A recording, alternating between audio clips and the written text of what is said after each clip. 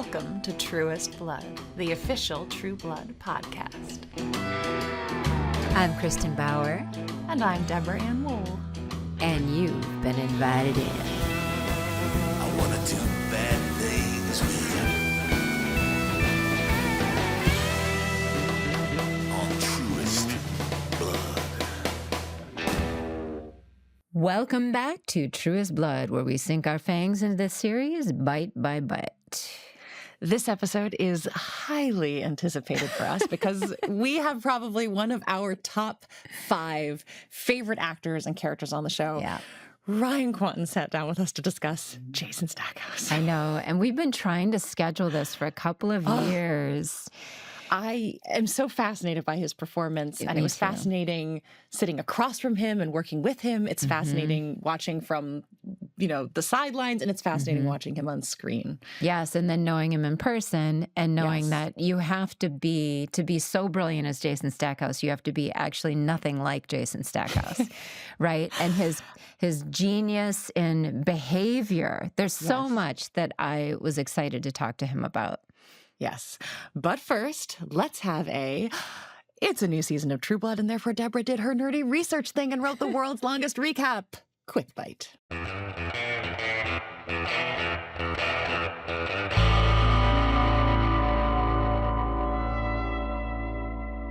Byleth rises.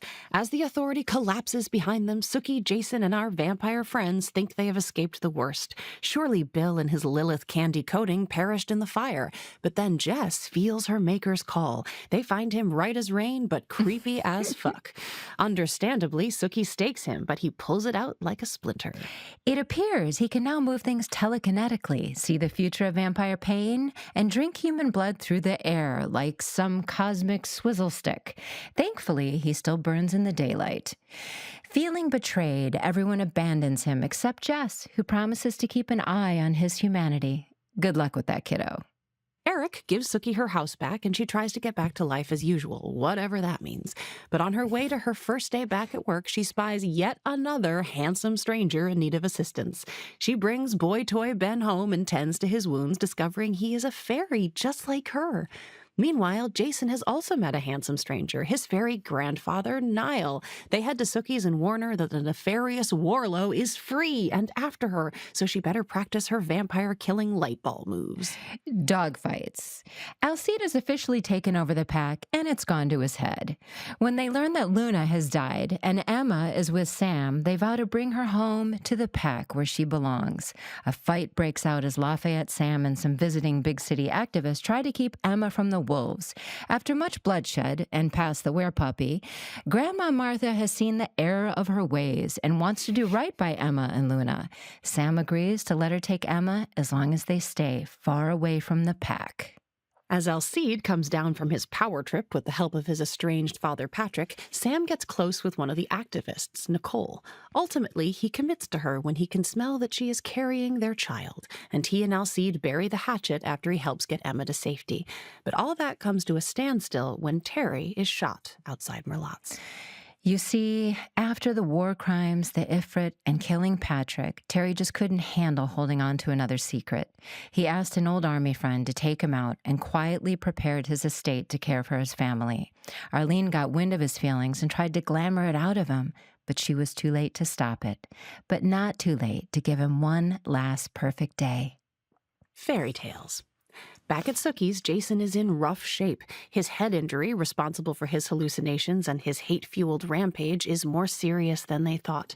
To save his life, Ben reveals himself as a fairy-vampire hybrid and gives Jason his blood.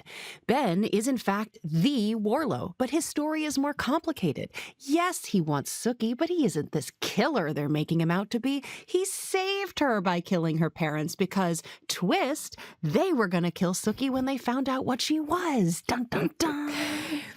Bill has his most disturbing vision yet. All his vampire friends locked in a room meeting the sun. He must find a way to stop it. Together, he and Jess kidnap the synthesizer of True Blood and Andy's fairy daughters, who have rapidly aged into teens, and manipulate them to synthesize fairy blood, hoping that they will save the vamps from the true death. But before they can finish, Jess loses control and drains all but one. Andy carries her home in his arms and names her Adeline. With nowhere else to turn, Bill goes to Sookie. But when he meets Warlow, he no longer needs her. As Lilith, Warlow's maker, he commands him to follow and instead plans to process Warlow's blood. Distressed, Sookie asks Lafayette to contact her dead parents to corroborate Warlow's story. Instead, Daddy Stackhouse possesses Lafayette and tries to drown her again. Bill, always the softy, allows Warlow to go and save her, leaving Bill just one dose of his day-walking blood. And it works. Vamp Camp. If we thought we were done with corrupt politics when the authority burned down, we were hella wrong. It's the humans' turn. Now equipped with vampire-specific weapons and defenses, Governor Burrell takes Fantasia from Pam and Tara, then starts rounding up vampires and taking them into camp, where they are imprisoned and studied without remorse. As retribution, Eric makes a new vampire of Governor Burrell's daughter, Willa. Under the influence of his new girlfriend, none other than Sarah Newland, the governor sends his daughter to the camps along with the rest, but he gets his when Bill rips his head off in broad daylight. One by one, each vampire ends up in camp under Sarah's control and tortured. Pam is forced into therapy. And when Jason attempts to rescue Jessica disguised as a guard, she is thrust into the arms of pacifist vampire James. And Jason finds himself at the mercy of the controlling vampiress Violet. Nora is given a new deadly virus they have created called Hep V, which they plan to release to the general public to eradicate vampires once and for all. Eric escapes with Nora, only to watch her die in his arms from the virus. Distraught, he accuses Bill of not doing enough to save her. He refuses to help Bill and goes off on his own to find Warlow, believing his blood to be the cure and solution to all their problems. Bill suspects the same and asks Sookie to save all their lives by bringing Warlow to him. Life and death. Sookie and Warlow talk it out and have magical fairy sex in the demi-plane that exists above the cemetery of Bonton. Like a true undead gentleman, he wants to marry her and make her his vampire bride so they can live together for eternity. She hesitantly agrees if he will give Bill his blood to save her friends. But when she and Bill return, he is nearly drained, attacked by Eric, who used Adeline's blood to access the cemetery world. After reviving Warlow, Sookie leaves to attend Terry's funeral, a beautiful and heartfelt service with a 21-gun salute and moving song by Big John. The event stirs something in Sookie. Suddenly, life and even death do have meaning. She resolves to return to Warlow and tell him she's changed her mind. Meanwhile, Bill and Eric lay siege to Vamp Camp, killing any human that stands in their way. Any vampire wise to the tainted Trueblood was placed in a separate room. Sarah Newland murders the Trueblood exec with her stiletto to keep her secret, and rushes to open the ceiling to fry them all in the sun. But Bill, in a stroke of selflessness, offers his blood, protecting everyone there, except Steve Newland, who meets the true death. Ultimately, Jason chooses to spare Sarah, and the day-walking vamps dance all the way to Bill's in euphoria, except for Eric, who flies away. Finale. When Sookie returns to tell Warlow she wants to take it slow, he shows his true colors. Becoming violent, he vows to take her whether she likes it or not. Luckily, Bill is able to get to the cemetery to help Sookie, and they escape to Sookie's house. When Warlow attempts to kill them, again, Jason stakes him, ending his reign of terror and removing the ability to daywalk from all the vampires in an instant, including Eric, who bursts into flames on a snowy Swedish mountaintop. 6 months later, Sookie is dating and living with Alcide. Jason is with Violet, who is loyal if controlling. Pam is nowhere to be seen, having left to find Eric 6 months ago. And somehow, Tara and Willa have managed to raise themselves. Jess is still with James, but deeply depressed about what she did to Andy and Adeline. And Arlene is running Merlotte's, which is now Bellfleur's. Soon-to-be father, Sam, is now mayor, and he, along with Bill and Reverend Daniels, are spearheading a vampire-human alliance. With no more true blood and Hep V vampires roaming wild, humans need protection and vampires need clean blood. But that night, at a mixer at Bellfleur's, meant to signal a new beginning, a horde of hungry Hep V vamps closes in.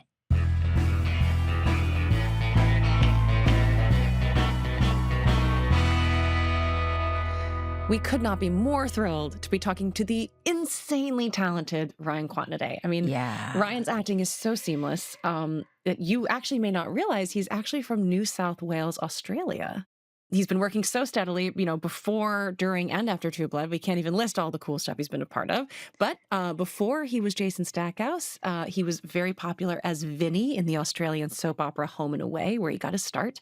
He then moved to the United States and joined the cast of Summerland. And I know a lot of people remember seeing him in Flicka.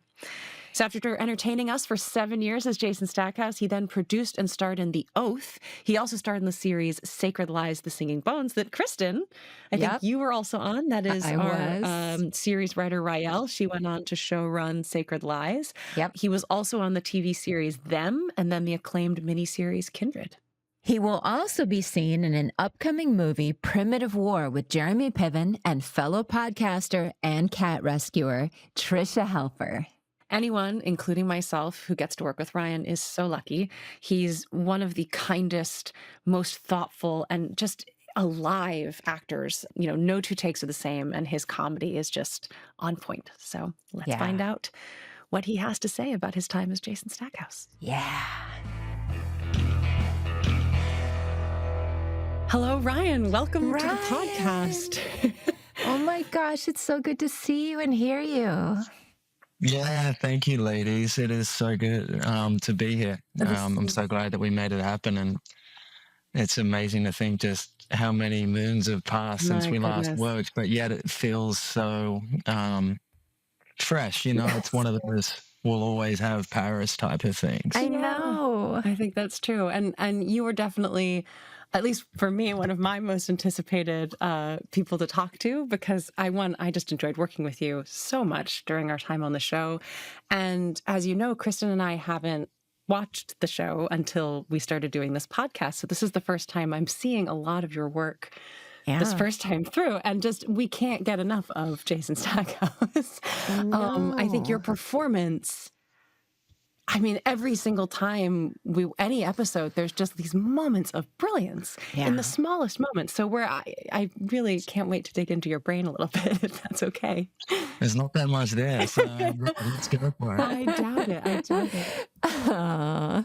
Thank you, Deb. That's so not true is the interesting thing about you, Ryan. You are so, I was trying to think if you are the most different from your character of all of us. Of course, I'm weeping at seeing your face, and I played Pam, right? So that there's a difference in character, but you are so thoughtful and so kind and humble and Australian, so, right, you're very, very, very different than Jason, and your performance is absolutely sublime. So we always start with asking people, how did this happen? How did you get the job? I was actually the first cast. Oh my gosh. Which is not too many people sort of know that. Alan Ball had seen, it was a kind of a G-rated version of Jason, I guess you could call it, in a movie called Flicker, which is sort of like so he'd seen me in that and sort of requested that I audition for this. And so I did, and just sort of happened to get at the same time an offer for something else. And so sort of push came to shove with HBO and with Alan, and my agent kind of threw a bit of a curveball too, and sort of said, you're going to lose Ryan. He might take this job. And Alan, to his credit, I guess, knew that he kind of wanted me. And I really didn't have to go through the HBO dance that a lot of people sort of had to. And so I take my hat off to sort of Alan and, obviously our illustrious casting people too, Libby and Junie, who really across the board just smothered us with talent back to back, and both discovered and undiscovered talent. Like in me too, just doing a little bit of research for this podcast, just seeing the incredible performances from actors that had been around but hadn't really had the chance to kind of showcase various attributes of theirs. And, Yeah. you know, Libby and Junie have made you know, such a great legacy of finding these actors and really putting them on display. So I have to take my hat off to them, because they really are the first port of call for us, and they are our kind of our unsung heroes. Yes. Absolutely. And they took a chance on people like us. They really did. Yeah, they did. Now, were you living in the States at the time, or were you auditioning from Australia? I was living in the States, and I was, you know, in my kind of arty-farty world, I really only wanted to do independent movies. Yeah. And so this was sort of the first. Yeah. I sort of came from soap operas in Australia, so I really didn't want to do any television. Right. So I was making a check-to-check kind of a living through independent movies, but I loved it. And this is sort of the first thing that reared its head in terms of the TV world. So it would take a braver man than me to say no to Alan Ball. I was going to say, what changed your mind then? What made this interesting to sort of step out of, you know, where you were working? Well, as you guys know, you don't have to get too far into any True Blood script to realize the difference between a good and a great script. And every single script just, you know, it was sweaty, it was dark, mysterious, but it was so beautifully written, and every character had their moment to shine and find some kind of magic there. And look, I feel like the writers really did enjoy writing for Jason too, and you know, we were fortunate enough to last for as long as we did. So as they kind of cottoned on to all our talents and how far we were willing to kind of push our characters, they wrote for that. Yeah. Yes. And so we were really blessed in that regard too. There wasn't, you know, and we came from the day and age too of table reads. Yes. They're a rarity these days. Yeah. And so there wasn't a table read that went down where we weren't in hysterics. Yeah. And then kind of scratching our heads at the end of it going, wait, it's one thing to read it, and how the hell are we going to shoot this? Make this happen. And are we really going to shoot this? You know, it really, is this line that they wrote for me actually going to make it to the screen? Like, is that not going to be censored? Really? You know, and I feel like I did feel like every episode was like a movie. You know, it was jam-packed. Yeah, just absolutely jam-packed. It was so juicy. So juicy. Yeah. And then did you do chemistry reads with Anna when they were casting Sookies? I did. Okay. Yeah. I was there for a few of Anna's, actually. And to her credit, you know, she wanted it so bad. And she was so committed. And now we can't imagine anyone else in that role. No. And, you know, Anna and I just hit it off like a house on fire, you know, having that sort of New Zealand, that Pacific kind of sensibility too. Right. She wasn't afraid to get a finger, you know, get dirty. Yeah. And as you girls can attest to, like, she was so beyond professional, knew her lines, knew everyone's name on the crew. Yes. There was you know, I really, there's not a bad word I could possibly say about Anna, because she really did bring it each and every time. And she made all of us step up our game. Yeah, I think that's did. true. And I think even just coming on the show, knowing that someone of her pedigree was involved, gave it a lot of credence. And it made some of us who went like vampire show, like go, okay, this must be something good if she's attached and has given her, definitely. you know, her sort of vetting it. Yes. Yeah, definitely. You know, and it sort of all trickled down from her, right? It did. She set the tone. Yeah, she set the tone. The number one on the call a sheet very was, professional tone. Yeah, we've all done those movies, shows where, you know, if the number one is not coming to play in the right kind of way, then, you know, suddenly other people are starting to kind of, you know, push the envelope. How far can I kind of throw a spanner in the works? And it only takes one bad seed to kind of ruin it. It's so true. we really got kind of blessed in the 7 seasons that we had to really, everyone check their ego at the door and just came to play, have a bit of fun. Well, again, credit to Junie and Libby, right? I mean, they found people who had that, that sensibility about them. I think there was something to that. Yeah. Yeah. And then, you can never quite quantify just what is going to happen when chemistry truly takes place, when you get connections like Stephen and Anna, even myself and Chris Bauer, you couldn't imagine that. Kristin and you guys, Eric and Pam, that was such a great little, the little sort of pairings that we all kind of got grouped into at various points. That kind of stuff, it just plays so well to have someone to dance with in that regard, where you could just, you're struggling to get through the scene because they're just making you laugh so much, and I'm biting my tongue so hard. Just Chris's voice alone, man, it was so good. I mean, you were notorious for being difficult to work with because you would make people laugh. Yes. Yeah, that's a great product. You were not difficult as an actor, but you were difficult as an actor, which is, it was always sort of like, oh man, working with Ryan. Okay, I got to get my face on, I only got to do one scene really with you where I got to witness it. I mean, I got to be peripheral when we were all escaping the authority and we had a lot of action stuff, but outside Moon Goddess, when we were there for that whole stretch, oh my gosh, Ryan. Yeah. I mean, there was, when you were calling Alex Chump, and he was looking up at the stars. Yeah, he couldn't even look anywhere near you to get through it. And every single take was different. And that's, and you were, I mean, you're a comic genius. And the fact that you came to play in a playful way was so fun for me to see. Oh my gosh. And that sort of transitions a little bit in my mind to the way that you come to play in scenes. I got to see a little glimpse of at times, but it seemed like every take is a little different.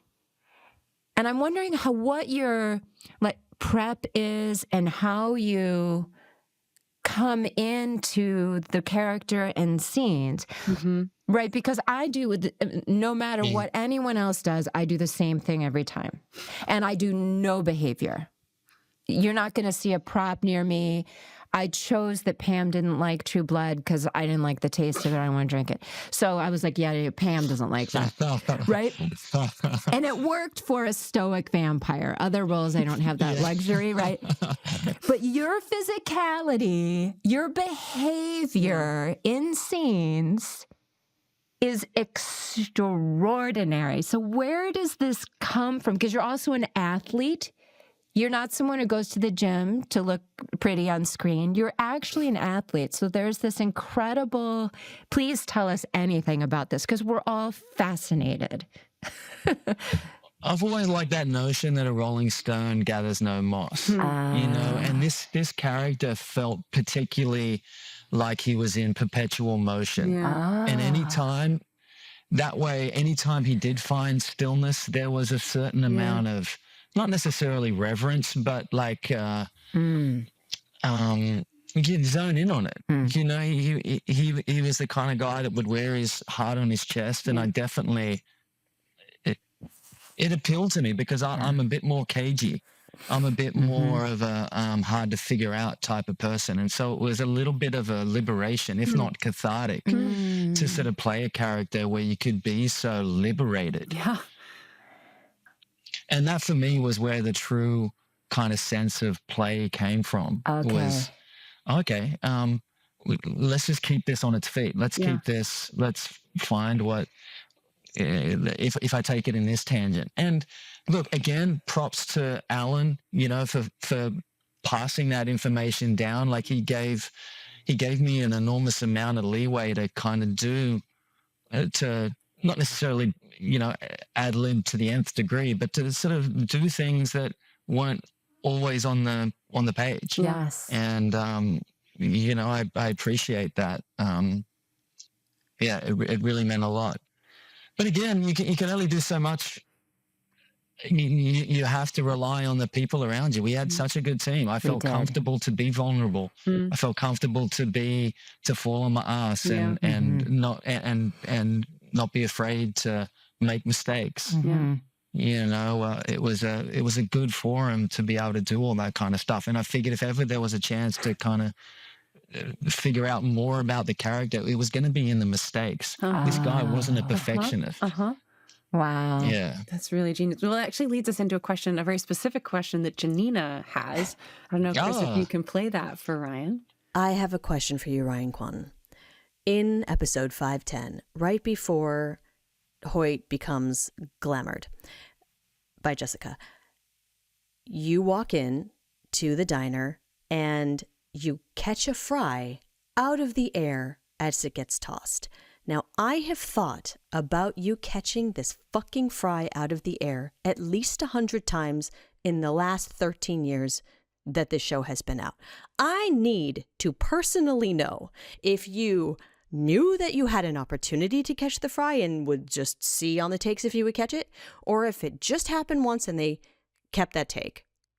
I don't know which answer is going to be more maddening to me, because it is a true sign of genius either way, but I need this answered deeply so I can move on with my life. Thank you very much, Ryan Kwanten. How dare you? Truly, how dare you? Do you remember this moment? I have to honestly say I do not even remember the moment. But let me comment on it anyway.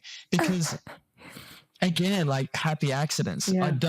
I wouldn't have planned it. Yeah. But yeah, I am surprisingly good at being able to kind of throw food into my mouth. And again, that idea of being in perpetual motion, even when Jason was sitting, I wanted him moving. Yeah. So I wanted him being able to eat and be, chewing on things. He never sat at the bar. He always stood. There was always like a, and so the chewing when he was in scenes, there was always like something going on. And in terms of that just kind of happened, I guess. Poor Janina. She's going to have to live in right? She incurs by it. Yeah, no, it's not special effects.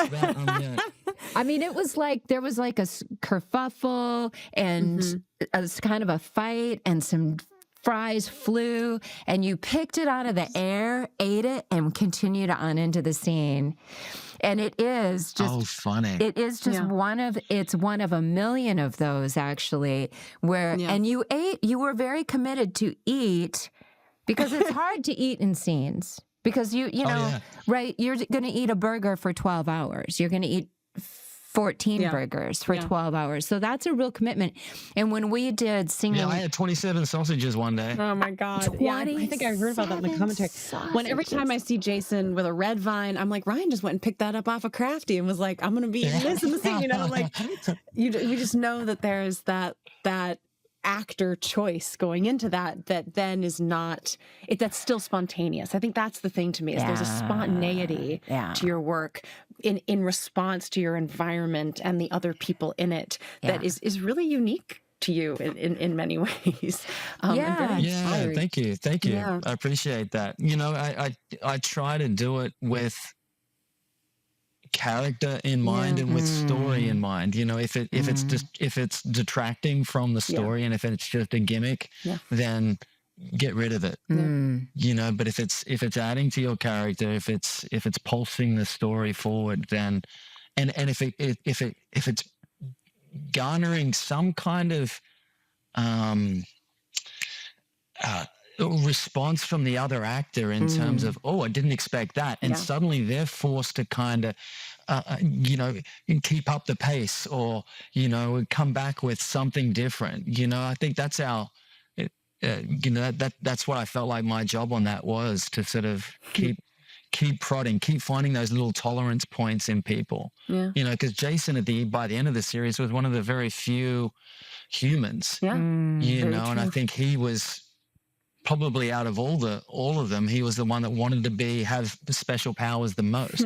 So I thought it was a really lovely juxtaposition that he was the one left without it. Yeah. You know? Well, that's fascinating. And I'd love to start talking a bit about that because, when we look at Jason, it's very easy to kind of go, okay, dim, funny, jock, whatever those things are. But I think, again, because it's you and because the writers are so good, he is such a complex, nuanced character in very many ways without being too on the nose about it either. And it is a little bit like it grows. And especially, we're talking now in season 5, season 6, where we see a lot more of Jason's history. We learn a lot more of, sort of where his insecurities lie in someone who's presumably very confident. So I'm just curious for you in terms of growing a character over 7 seasons. And, you are a bit at the mercy of the writers who are very good. But, for you, what was that like?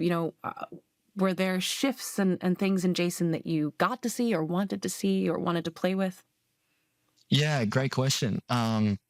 Definitely. And I was kind of a little bit forewarned about sort of that particular season, sort of saying that we would sort of dredge into Sookie and Jason's past and some of the sort of the reasons and the motivations as to why they are who they are now. Yeah. And so I remember reading specifically 2 books. One was On Boxing by Joyce Carol Oates. So it was a wonderful female perspective of boxers and boxing. Yeah. And that really gave me such a vulnerable perspective on the fight. I remember reading this quote by Rocky Marciano in there, and it was, "The fight for survival is the fight." Wow. And by that point in our season, in our seasons, it really was that. Everyone was kind of fighting for survival. Yeah. And the other book was Lost Boys by James Garbarino. And he talked about why our sons were turning violent and how we can save them. And it was, it was a particularly kind of heady book, but it really was a good one for me to sort of get psychologically into the world of a Southern boy. Okay. And what turned him into a young Southern man, and why, and how can I find hope, redemption in someone like that? So there was those 2 books I remember reading before 5. So beautiful.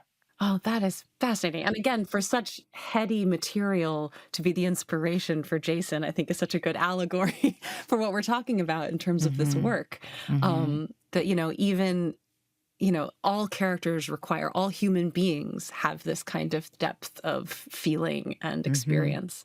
And we have, I guess my mom taught me this. There's a connective tissue that we have with everybody. Yes. You sit with anyone long enough, and you're going to find that light that you share with them. And I think that's why this show sort of connected with so many people, was that everyone found a character or a storyline that were like, that speaks to me, or that is me. That is my plight. That is, what I'm feeling in terms of, whether it was a social injustice or whether it was a personal injustice. That it had a way of bringing a lot of this stuff to light. Yeah. And Chris Bauer also, you mentioned that you had a really wonderful time working with him. He's also such a unique, deep soul. Like every time I talk to him or you, right? It's like 2 minutes and we're into, why are we here? Who are we? What's the point of it all? So how fascinating always to me to think of. And I don't know how this lightning in a bottle happened, but through casting people, we were put together with the most fascinating characters. Nelson, what an endearing human. Carrie Preston, I'm thinking of the people, that I didn't get to work with in Merlotte's, but you would cross over with.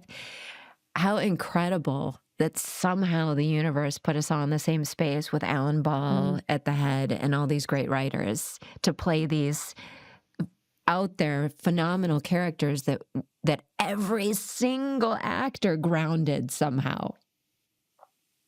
Yeah, I couldn't agree more. And getting back to Chris too, we had so much fun. I remember the first a day actually of working with Chris. The night before, I was best man at a wedding, and so given a speech and had quite the night. He had also had a night, so much so that after that he was forever sober. Oh. Wow. That was the night that so he sort of said, from now on, I'm living vicariously through you. Wow. So he sort of gave me permission to be wild and bring it to set. That's so cute. Yeah. Now, Gabby will be mad at us, our producer, if we don't discuss that scene that happened right after you caught the fry, right? Did you want to talk about that scene at all, Deb, with when Hoyt is glamored? Yeah. Well, I mean, so, you and Hoyt, or Jason and Hoyt, as well as you and Jim and myself, we got to play this sort of fantastic storyline of relationships and love and lost love and all of that. And I remember it being kind of wonderful and really difficult at the same time because, while everyone is so respectful, there are also real feelings. And it was a genuine goodbye to Jim as well, which is hard. And, watching all of that back, I don't know, I'm really proud of all three of us for representing all 3 points of that triangle so strongly.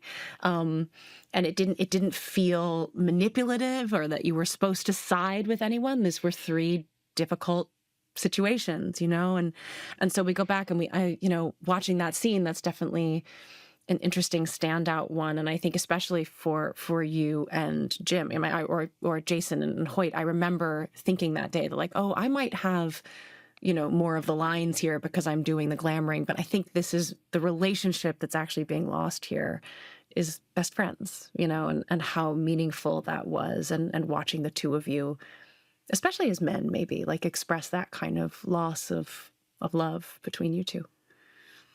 Yeah. I get emotional talking about it because, again, we were so blessed to have that many seasons from which to pull from. It wasn't like, we were half an hour into a movie here or two and a half months into shooting a movie. Right. This is years. Yeah. We're talking about the length of high school that we're living in each other's pockets for. Right. We saw more of each other than most of our partners did at that time. Yeah. So, you really do begin to understand, the person as well as the actor at that point. So that we had so much to bring to the table by that point. So yeah,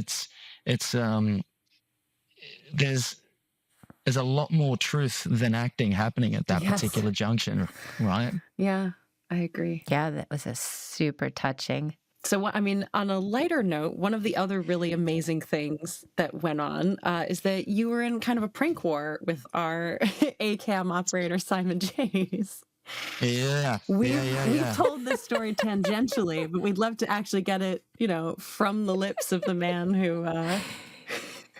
it started with small kind of innocuous things on set, maybe something as small as a fart. It started like that, and then it just got bigger and bigger to the point where he filled my car with those popcorn styrofoam. Yeah. And then he got an electric car, one of the tiny electric cars. Yeah. And I got Jeff from Transpo, which, by the way, shout out to our Transpo crew. First guys there, last ones to leave, like Jeff, Dougie, Rich, all those guys. Yes. They helped me. I don't know if you know this. They helped me sort of forklift Simon's car into an elevator. So I knew you got the car in the elevator. I did not know that it took a forklift to do it. Oh yeah. Oh my God. And it was a Friday, so it's now Saturday morning. Simon's just done an all-nighter. I finished in the scene before, and I'd organized it with our scheduling so I would finish, so I could help Jeff, with this. Oh my God. And so we've got cameras on it where Simon's now finished. He's, just ready for bed, and he presses the elevator door, and the door opens, and his little smart car is just wedged in the middle there. He just stood there, like emotionless, and then the door shut again, and he's kind of lost it for a second. He pressed the door again, the door opens. So he was almost like he wasn't expecting his car to not be there the next time. Right. Now, were you there witnessing this happening, like hiding behind a tree, or? Yeah, he's standing behind a pillar. Okay, yeah. good. Oh my God. And then how did he get it out? So what brought it to an end? I think that was pretty much That was pretty close to it. I needed something to come back to the popcorn. I know he was trying to get something bigger after that, but I think we might have got a little bit of a, hey, just calm it down type of thing. Oh my God. Yeah, because I think he said he had to do like a 400-point turn to get out of the elevator. Like in his car. They didn't forklift it back out for him? Oh no! Yeah, I tell Jeff, definitely do not. No. Yeah, he put Mini-Me to shame in trying to get it out of there. Oh my God! Now your car, I heard because he had filled it through the sunroof, I think, and so the entire car, not a half inch, didn't have the packing peanuts. And you tried to just get in it and pretend like it was just fine. That's kind of my MO. Yeah, whenever I get done with something, I pretend like it wasn't funny, like it didn't happen, like it's not happening. So it's very casually drove, the 3 levels down the car park as if nothing was happening. Yeah. And you can never get rid of those things because they have static electricity. Never ever. No, I was moving, thankfully, so I put some of them to work. There you go. I was gonna say, I hope they got recycled, or at the very least. I just want to say personally, I was a young, fairly green actor coming onto this show, and I was so lucky to be surrounded by so many experienced, kind people. I really felt like I grew up or learned how to do the craft of this job on film from all of you. And kind of none so more than you, Ryan. I don't know how close we ever really got to get personally, but watching you working opposite you, it taught me a lot. And I've always been so grateful for that, and how generous you were, and supportive and thoughtful. I just, you live on that like top 5 list for me. So I'm really excited. Thank you, Deb. Well, look, right back at you. I felt like,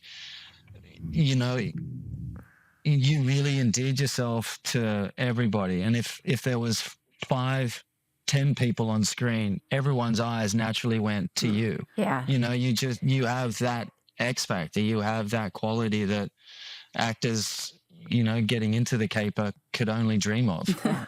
And we got lucky on this show. We got a whole host of that type of X factor. Yeah, now that I've got this forum, like, to give a shout out to our dearest friend Nelson Ellis. Like what he did with that character. That character was supposed to die at the end of season 1, but he was so magnanimous and electrifying that we just couldn't get rid of him. So Charlene's kind of books took a little bit of a turn at that point, where Alan kind of said, this guy's worthy of staying on this show and kind of creating more magic. And just what a man. Like, I really loved dancing with him too. It was incredible. And obviously all our regular cast, but I got holed up with a bunch of great guesties as well. Incredible. From like Stephen Root, Rod Gahauer, Lois Smith, Dennis O'Hare. Anna Camp, Mike McMillan, the list goes on and on. Like, every single one of them just added so much flavor and funk, and just, it was just such a joy. And it was such a happy, glorious time in all our lives, to have that, to have a show last 7 seasons these days. And this is before the noise. This is before the Netflixes and the viral kind of world kind of really took place. We had this every Sunday kind of show that people would, very thankfully kind of, get addicted to. Yeah. I'm curious with, with being on a show like True Blood and the kind of attention that garners. We've spoken to several different people and expressed our own experience with that, like that added conspicuousness that it's not just being recognized, but being scrutinized in some ways. And I'm curious if that was an experience that you had or that, a challenge or anything for you. Not really. I kind of live a very private life, and, so I kind of pretty well manage the paparazzi sort of side of it. I only really sort of promote things when there is something to promote. I'm never really kind of out there in that kind of way. But at the same time, look, it was something we were all grateful for. It was success was something you kind of only dream of as an actor. And again, you really didn't care about it. We weren't competitive with each other. No. It was just, oh shit, we got another season. Let's go for this. There was such a joy to it. Yeah. I was, no, I never felt it. It's probably easy to say now in retrospect, but no, I never really felt it. I was just so stoked to be on the show and to be so kind of loved. I think you weirdly live your life as an actor sort of on the chopping block in a way. We get so much more rejection than we do sort of accolades, and to sort of have 7 years of success is something that none of us take lightly. Yeah. That is so well said. Well, Ryan, in that vein, when you think back on all of that and the experience of this, being on this show, being part of it, are there 3 words that you could pick that could come to mind? Oh, it just came to me then, but legacy and love. I like "and" in the middle because it's almost like a whatever you want it to be. Yeah. Oh, yeah. Yes, Thank you, Ryan, for talking to us today. Can I just show you one thing? So Yeah, please. last time I was shooting a movie in Australia early this year, and my mum has managed a thrift store for the last 30 odd years. So, myself and my brothers would always get like the hand-me-down, so to speak. But she got like a vintage box that came into Lifeline, sort of like a youth suicide. That was their non-profit. Okay. And so there was one particular T-shirt that she thought my wife would enjoy, and my wife said that I had to wear it today. So I'm wearing it. Oh my God, that's so It says "Do Bad Things." A T-shirt that says "Do Bad Things" with Jason on it. It's Jason Stackhouse tie, which Audrey Fisher, our illustrious amazing. costume designer, would be very happy with. Oh my gosh, yes. Oh, I'm so my happy to hear God, that is so cute. And I needed some Jason mojo for the day, My favorite True Blood HBO merch gifts that they ever gave me. I have my Bon Top football shirt and my Bon Top football hat. I like it because it's subtle. Oh, and then I have my Light of Day sweatshirt. I instituted the Light of Day sweatshirt. Wait, why don't I have those? I have a sweatshirt. I don't have that. Maybe you get Fantasia or something. Maybe they. Yeah, I think maybe I got Fantasia. I wonder. Yeah. I have them all saved I don't somewhere. have a Fantasia. I have the Renard Parish sheriff badge. Oh my God! Yeah. What else did you steal anything? Because at the end of the show, I stole a coaster from your house, from Jason Stackhouse's house. I also had the Stackhouse sort of name badge when he was a cop. But that's so cute. That was about it. Everything else was sort of so cut off your circulation tight that I was not interested. I was happy to let sleeping dogs lie. I know, me too. I wouldn't exactly wear Pam stuff.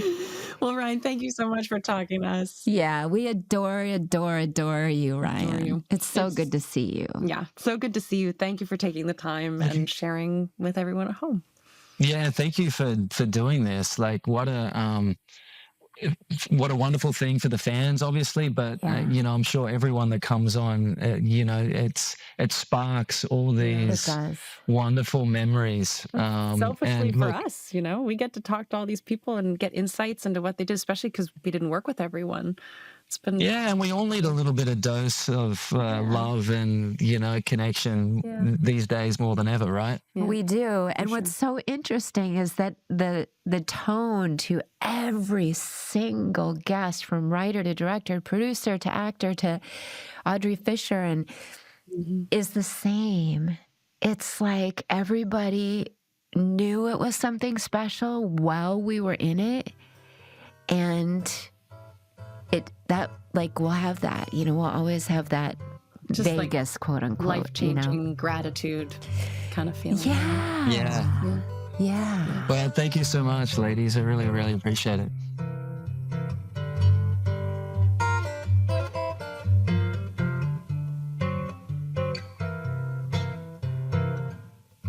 Oh my God, I'm such a mess, Deb. I can't believe it. I'm just like over here, like trying to keep my shit together, not outright bawl at how good it was to see and hear him. To feel that. So dear.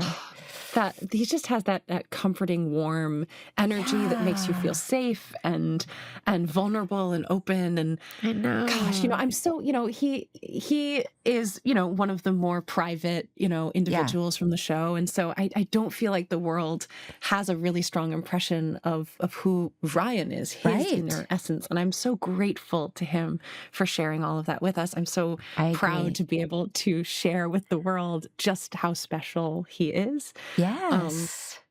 And how much he meant to the show, to me. I know. I feel exactly the same way. Yeah. It was so good. It was so good. Next week on Truest, but Andy Balfour is in the house. That is right. Series regular Chris Bauer is joining us. The other Chris Bauer. Chris is one of those actors we can't wait to introduce to you. In contrast to his character, he is profoundly thoughtful human being. Yes. Now, while he may exude ordinary guy energy as Andy, his artistry is nothing short of extraordinary. Yes. So thanks for listening, Truvies. Subscribe and follow wherever you listen to your podcast, and we'll see you next week. Y'all come back now, you hear. Truest Blood is produced by Safe Haven for HBO. Executive producers are Janina Gavankar, Kristin Bauer, and Deborah Ann Wool. Our producer is Gabrielle Gallon, and our audio producer is Christopher Wool. Our theme song was recorded just for this podcast by Jace Everett. Additional music was composed by Timo Chen. And remember, you can watch all of the original episodes of True Blood on Max.